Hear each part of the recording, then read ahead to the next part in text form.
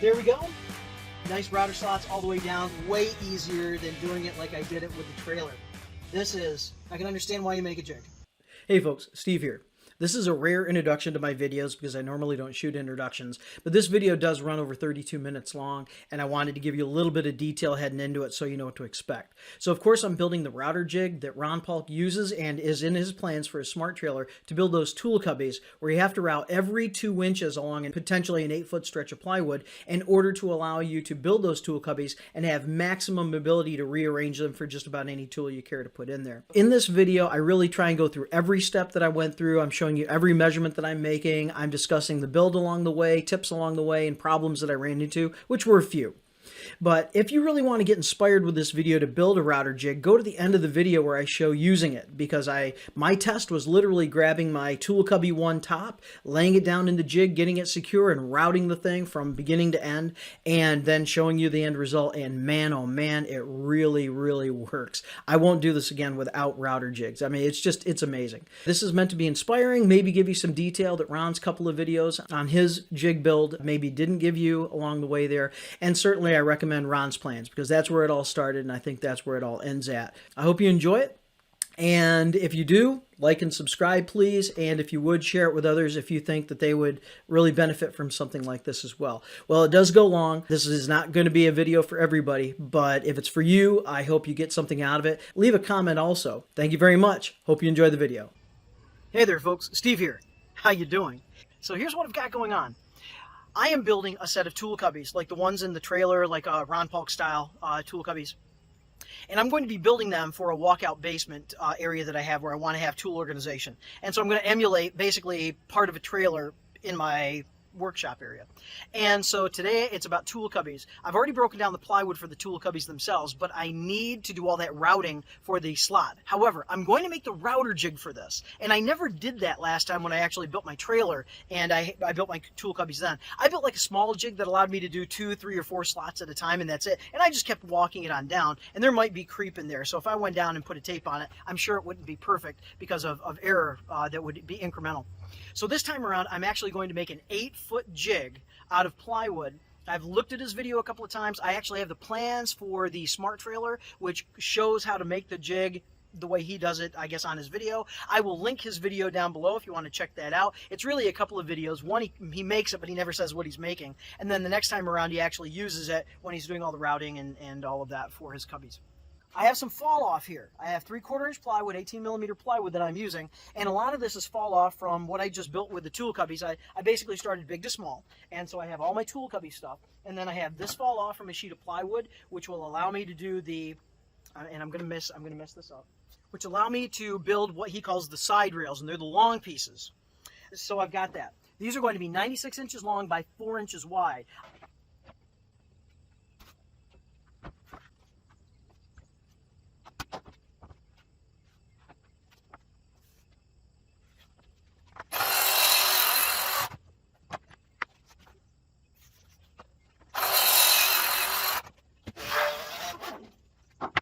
Those two 96-inch pieces were 4 inches wide and a true 96, because that way you can actually set up a template guide for a full 96-inch piece, a full 8-foot piece. So the 4 inches wide, that's wide enough to accept the strips that'll go in between, which will actually be spaced just slightly over 1/4 inch wide, that will allow the router to basically be guided through those slots to actually create your router slots. And so the 4 inches wide is a good number, I believe. You could maybe go a little bit wider.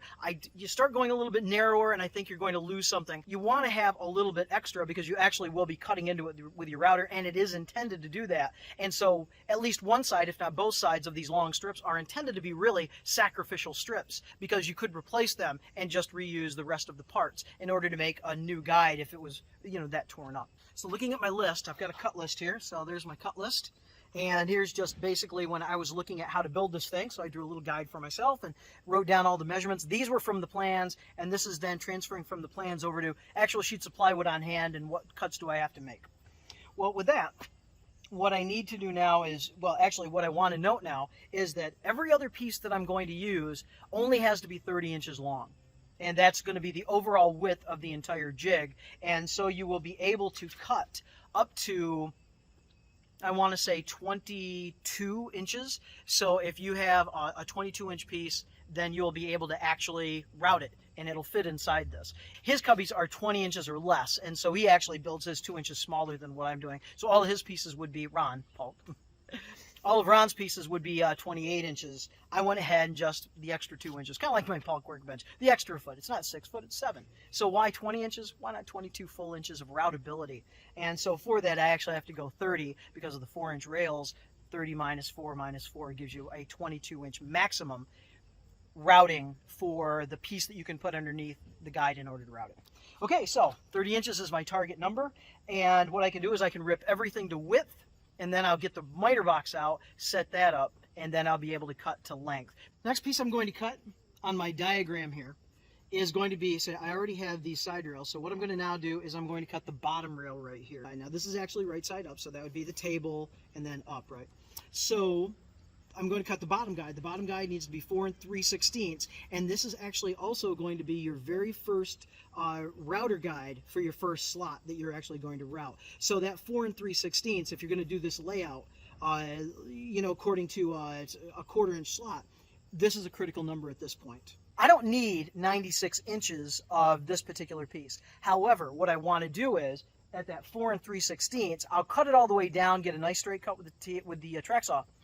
And then I will set the miter stand up, miter box, and I'll get my 30-inch piece. Well, that fall off actually can then get run through the table saw, and that will start making other parts for me that I can get 2 parts out of that 4 3/16 width, because everything is less than 2 inches at that point for the, I think they're called field guides, which are actually just going to create all the slots, and you have like 40 of them that'll kind of soldier their way all the way down through there. So I thought about this, just knowing that I only have so much plywood, and this thing is like, you know, priced like gold these days. And so it's going to work out.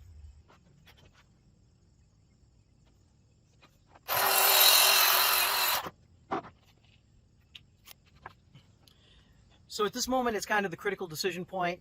Do you go, you know, how wide do you want your jig? How wide material do you want to cut? Do you want it 24 inches wide, half sheet of plywood? And then you're going to go with that 32 number. If you want 30 inches, you're going to get a 22-inch cut or 22-inch routing capability, and then so on and so forth, backing down or up. Well, this is the critical moment, because this is my piece that I'm going to cut eventually to 30 inches. And weighing that decision, will I ever need to cut 24? 24 inches is a really deep cubby, and I cannot foresee, except for one tool that I know that would be really great in probably that 24-inch cubby, and that would be that joist drill that I have that's really long and skinny from DeWalt. It's kind of the whole hog version. It's the whole hog actually has that really wide body, and this has that long, narrow body. That's the one tool that I have that's like really long. Other than that, maybe my Boss Stitch air framer. That thing, it has a really long magazine, so that's a long tool, but that's no longer in my trailer because I've switched to a cordless framer.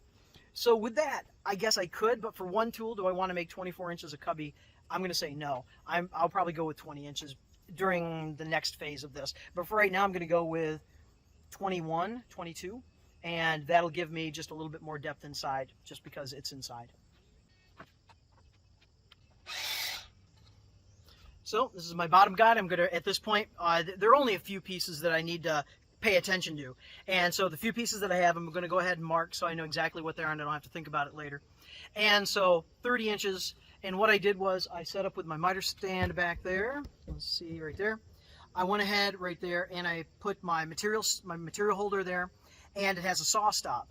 And so I flipped that up, put the blade down, measured 30 inches out, and then I put this piece in where I knew I had an exact 30-inch mark, and then checked with the blade. And as long as that saw stop doesn't move, then I'm going to be good for repeatable cuts, because everything wants to be this length at this point going forward. And as long as they're the same, that's all I need to worry about.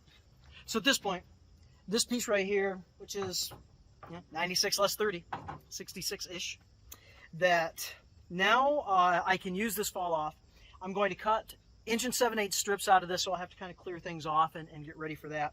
But this is going to allow me to create what are called the field guides.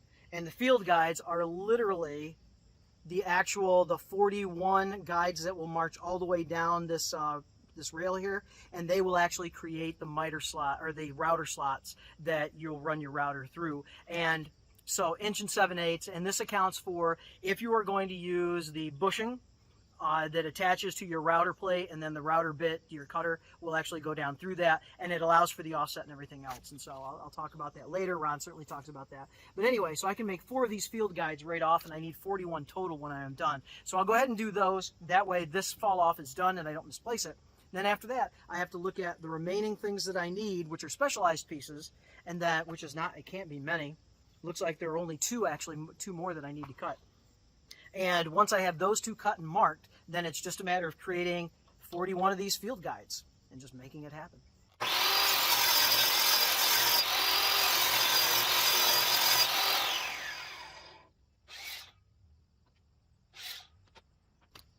"30-inch repeatability back there, and I'm really happy with that. Just really quick and down and dirty, and you can just make it happen. Well, I'll tell you what, I'd really super be digging a total station right now, or a smart station. Okay, at this point, what I'd like to do is I would like to create my final 2 specialized pieces, and that would be the stop. The stop is right here, which actually, when you put your piece in that you're going to route, it'll actually slide in, and it will actually literally hit the stop, and that's what is going to kind of, be your index. So I need the stop, and that's going to be a full 2 inches again by 30. And then the last thing I need is a top guide, and that top guide is over here. And I guess if the measurements play out correctly, that top guide should be a final 1 3/16 inches, which will allow your final router slot, and then it should end right at the end of that 96-inch strip.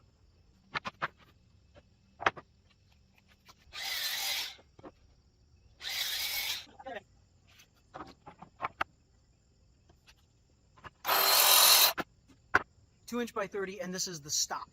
And so your material, when you put it under the jig, set the jig over it, the material will actually butt up against this. That's what it is.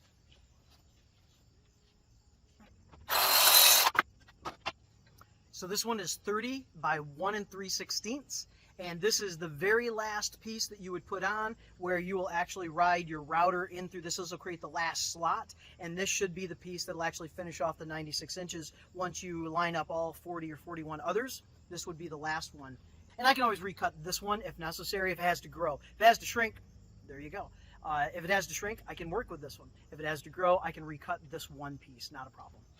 All right, so there are 5 custom pieces. 5 custom pieces are now cut. Everything else are called the field guides, and those field guides are the repetitive pieces that will create all of your router slots all the way down. And according to the math, I believe I need 41 of them at 1 7/8 inches exactly by the 30-inch number, which I, of course, have set up on my miter box.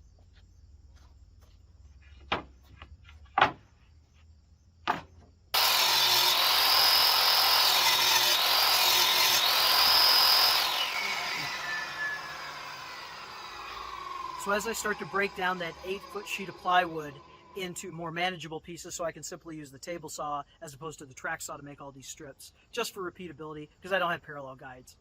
I want to avoid this ending up with a piece of fall off that is this wide. That's almost an inch. I think I can dial it in a little bit better than that. But if it gets no bigger than this, then I guess I'm fairly successful. But 2 of these would actually equal 1 strip that I could use. So there you go, right?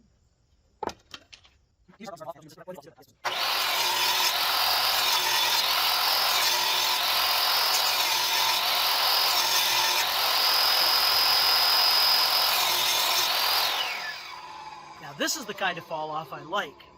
That's good. That's good waste. So I should have measured that previous piece because it was perfect. I believe it was 12 inches though, because it was something that I cut on my miter box, and I was talking about the fact that I can cut up to 13 inches. It wasn't quite that.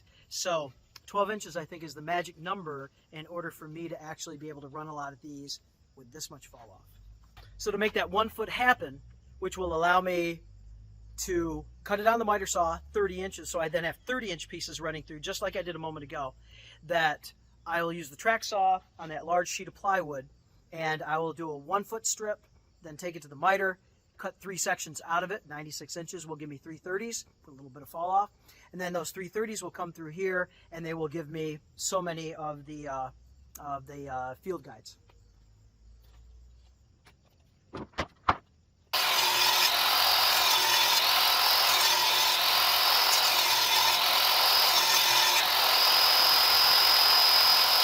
All 41 of the field guides are now cut, and in truth, I actually cut a few more, I think 3 or 4 extra.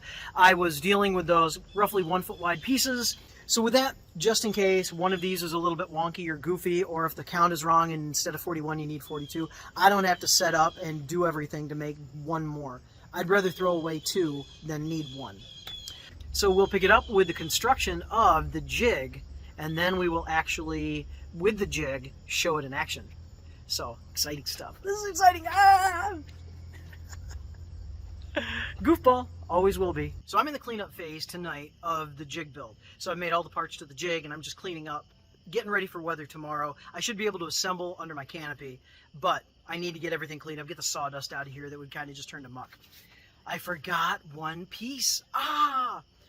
So fortunately, I hadn't torn the tools down yet, so I'm ready to go with this. But what I need is this. I need the spacer in between the field guides that'll actually give you the slot. I need a spacer for that. I don't want to do that by measurement. I want repeatability. And so I want a spacer I can put down, sandwich the pieces, screw, move it, sandwich the pieces, screw, on down the line 38, 40, 45 times. Ron's plans require is a 3/8 inch spacer. Fortunately, my last piece of fall off was almost that 1 3/16 inch that I needed, the top guide. So with this is just fall off, it's not that piece, and I can make this into 3/8.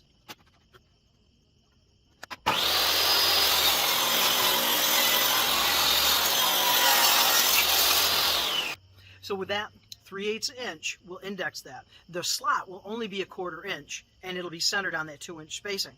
But I need to have a 1/16 either side of that 1/4 inch, because that's what the bushing is going to take up in that router slot. So 1/4 plus a 1/16 plus a 1/16 is 3/8. And so that bushing should fit right down through this slot, and my bushing should then be 3/8 inch wide. And then it's just literally one pass out, one pass back, and that should get the entire thing.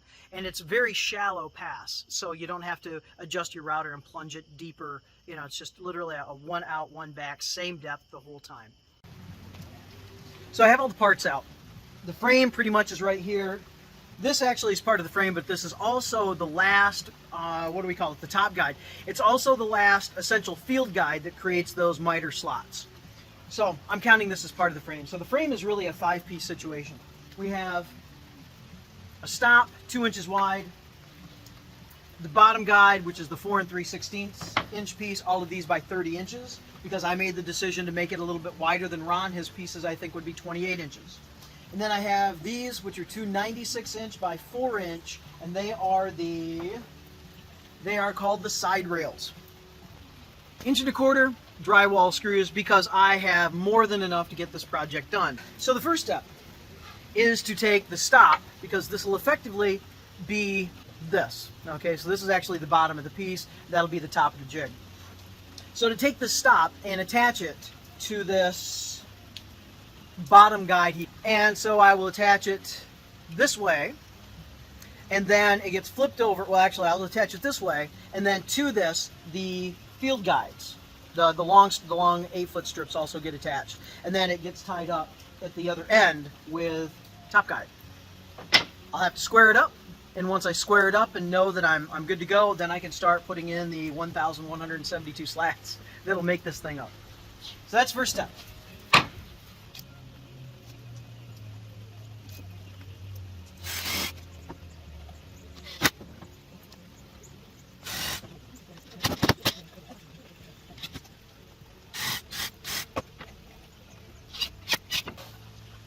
Alright, so that's assembled. I flushed it on the edge, and again, this will actually be on the jig this way, and this is where your piece, it'll be on the jig this way, and this is where your piece actually butts up against this, and that's what holds it. And then your first router slot will be right along this edge up here. So that's how that works.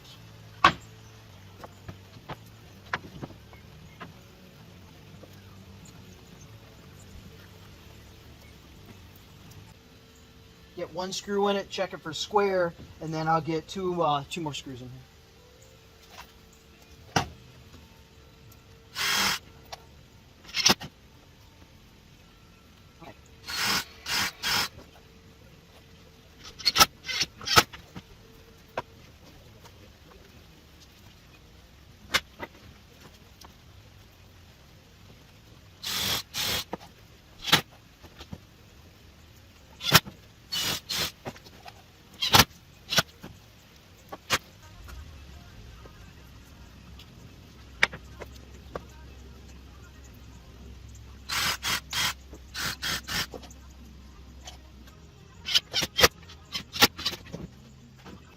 Love the tool bench for that tool storage underneath the bench itself.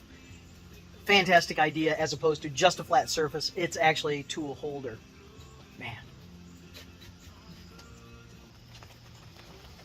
Okay, critical for this process is this 3/8 inch wide, right there, yes, 3/8 inch wide spacer that spaces the router slots correctly to allow for a 1/4 inch bit and the bushing that it would nest in if you're going to be using a bushing. If you're going to be using a pattern guide, you're going to have to figure that out for yourself. I use bushings and have had great luck with them, and so that's going to give me that spacing so everything is centered and the bushing actually works on that. And what I'll do is I'll get this one in, I'll go grab my router just to make sure that this is the actual width for that bushing.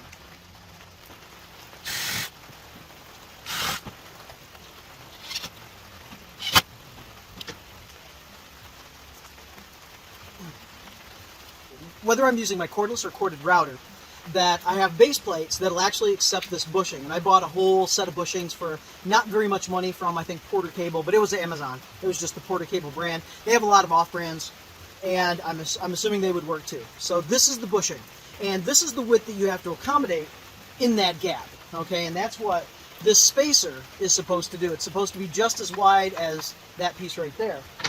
And then out of this comes my 1/4 inch bit. So you can see I just have this chucked with a 1/4 inch upcut spiral bit, which is what I would be using on this. And so that's kind of what I have. So as long as this fits in that slot comfortably, it doesn't have to be tight, so I have to force it. And I don't want it loose, so I get a bunch of wobble just because I want it to look good. This is what I'm looking for. So using my original spacer that I prepared last night almost as an afterthought, I'm going to go ahead and test the router and make sure that that slat is correctly spaced to give me the proper spacing so that router just slides through there with that bushing. But what I'm going to find is it is really tough to push it through, so my spacer is too thin, just too thin. Now I made a mistake here in that I should have, even though despite the rain, I should have set my table saw up and made this so much easier. But I decided not to because of the weather, and I figured to do it with my track saw. And track saws are wonderful for a lot of things. This particular application, I did not do so well using my track saw. So here's my second spacer attempt. And close to me it's not bad, but the closer I get to the camera, there's a lot of wobble there, so it was actually too wide in one case. I'm also hitting a screw just because I didn't countersink it, but that's not a problem. So there's that wobble I was talking about. This will lead me to creating yet another spacer that I do off camera. This is the next spacer, and I am using that gap that the router fits in really close to me. And if this spacer fits in that gap nice and smooth, then it should be great for the rest of the piece. And it seems to. I know I have a little, I hadn't adjusted the slat yet, so if I adjust that over, this should work. And I had adjusted it. So it seems to work, but again, just a little bit too tight. And rather than trying to make yet a fourth spacer, I think, with the system, realizing that the track saw just was not being very effective, I went ahead and punted and just started using tape as a shim. And I just put enough layers of tape, which wasn't much, but enough layers of tape to make sure that it was actually working every single time. And it worked out, but I should have set the table saw up.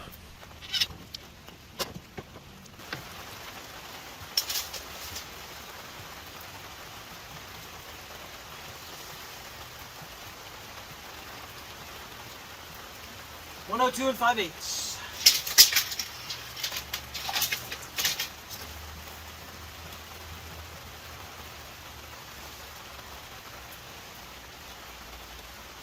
.102 and a wide 9/16. I'm going to call that square. I'm within a 16th.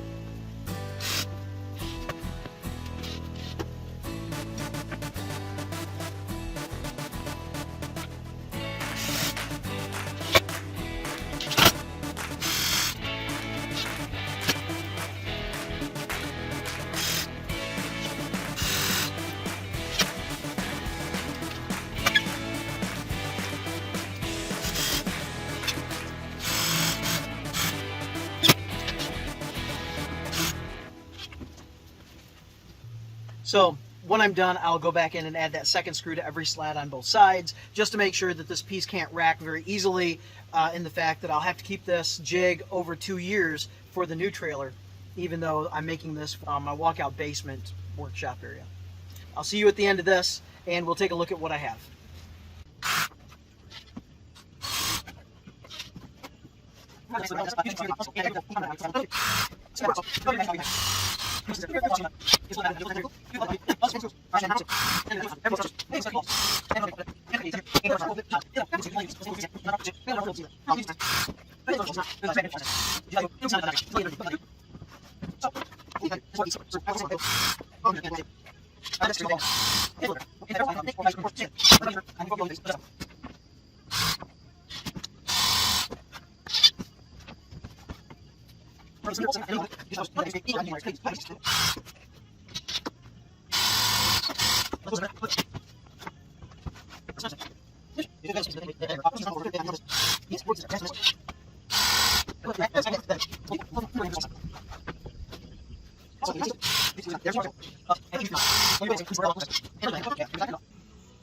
So if I were making this, again, 42, you don't need 41 of these slots, you're going to need 42.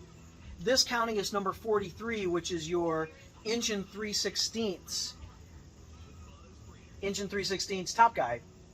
But I can't use that unless I just back it in. But I can actually use a full piece here. So number 42, I actually made 2 extra. One I chewed up trying to make the spacer. And then there's this one. Yeah, my installation is slightly out of square by 3/16. But I just want to acknowledge that I didn't do it perfectly. First jig though. I've never built one of these before, so I am actually happy with this.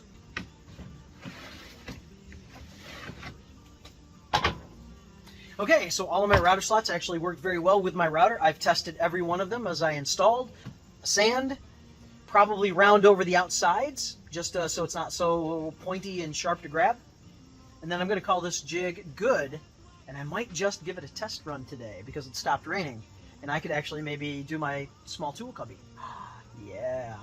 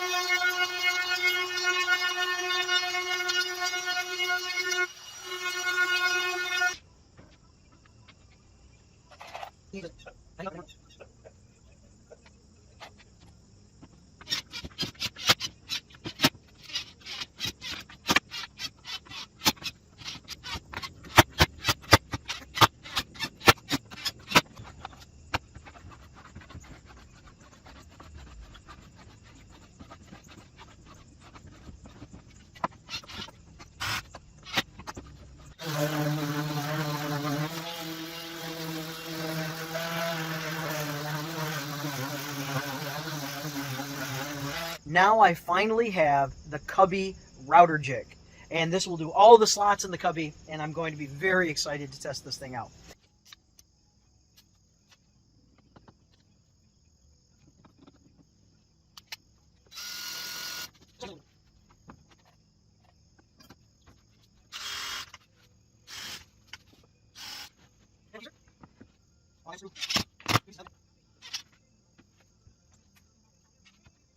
With the 1/4 inch upcut spiral bit, I have the appropriate bushing that is locked onto my plate, and everything is centered there.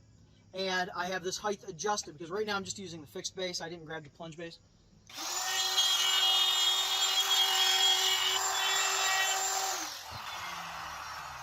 Now the danger of not having the plunge on there is that I got to be careful how I set that down because the blade is exposed all the time, plus, you know, safety and all that. Let me show you exactly what I did on that cut so you know what to expect. So obviously my very first route, hadn't done anything here, you can see where you're actually cutting into your side rail. And that's intentional because then that'll transfer right through into your piece, which is 4 inches further away. This I hadn't done or anything else yet, but they will all get this. If you end up cutting deeper, then you'll just make this deeper. As long as you're not anywhere near halfway, the integrity of this piece should remain intact for the lifetime of the jig. For me, the lifetime of this jig is this week as I route all of my tops and bottoms for the 3 cubbies.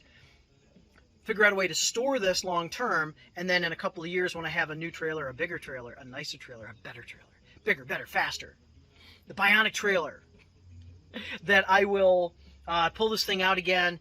I will check it just to make sure that everything is correct on it, and then I will make those cubbies, and they will go a lot quicker because I already have the jig. It's good stuff. Okay, so that's what you're looking for, and you would then, if you had a full 20 or 22 inch piece, you would actually end up probably chewing into a little bit of your other top rail, your side rail right there. I don't have to go that far yet because my piece ends right there.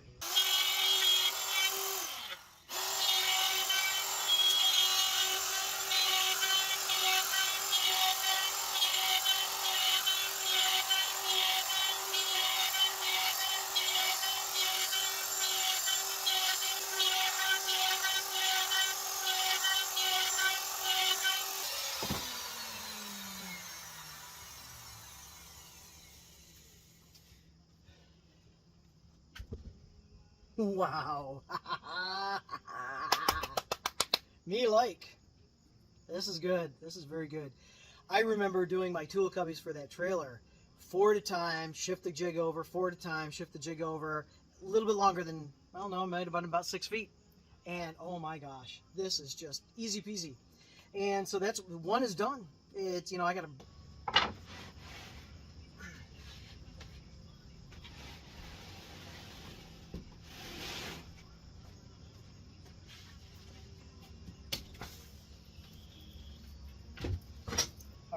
kind of the unveiling of the first piece, so hang on. I'm not expecting anything else but there we go. Nice router slots all the way down. Certainly I would sand this before I assemble it all. And looking good, way easier than doing it like I did it with the trailer. This is, I can understand why you make a jig. I'll never doubt. I will never doubt.